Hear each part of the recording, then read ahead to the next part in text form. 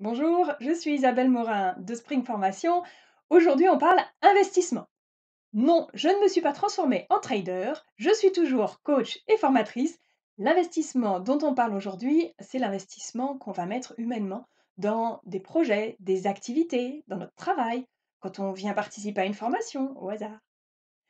Donc c'est un investissement en temps, en énergie, en charge mentale, éventuellement en argent. Ce que j'ai observé pour ma part, c'est que j'avais tendance à me surinvestir dans mes projets. Et en me surinvestissant ainsi, au final, le retour que j'ai lorsque les projets se réalisent est décuplé. Alors si le retour est positif, ça provoque une grande joie. Si le retour est plus mitigé, c'est beaucoup plus dur à accueillir et à accepter. Petit à petit, j'ai régulé ça et je vous en fais profiter. Je m'adresse à ceux d'entre vous qui ont tendance à se surinvestir, que ce soit par passion, par conscience professionnelle, par perfectionnisme ou manque de confiance en soi. L'idée, c'est de faire un choix conscient pour ne pas se rajouter une pression supplémentaire de réussite vis-à-vis du projet. Choix conscient, ça va être soit d'être centré sur le résultat, de s'investir énormément tout en ayant conscience que du coup, ça va décupler les retours. Ou alors l'autre option, c'est de se protéger, d'être dans quelque chose de plus doux, de s'investir de manière plus limitée, plus équilibrée, tout en ayant conscience que du coup, ça limitera l'impact personnel des résultats et des conséquences. Je vous illustre ça concrètement avec un exemple pour terminer.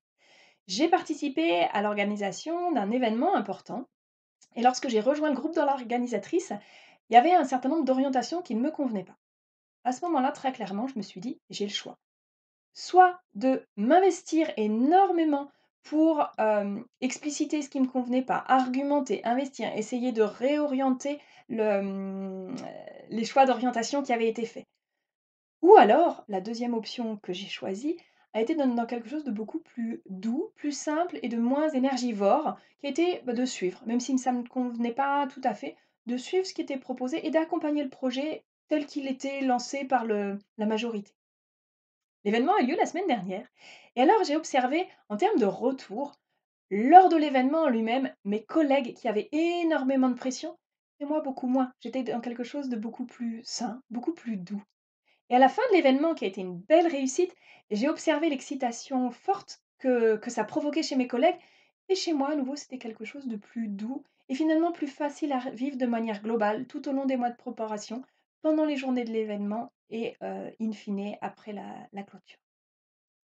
J'espère que mon expérience peut vous éclairer. Je vous remercie de me suivre dans les 3 minutes coup de boost. Je vais faire une petite pause pour l'été. Je vous retrouve donc à la fin août pour les prochaines 3 minutes coup de boost.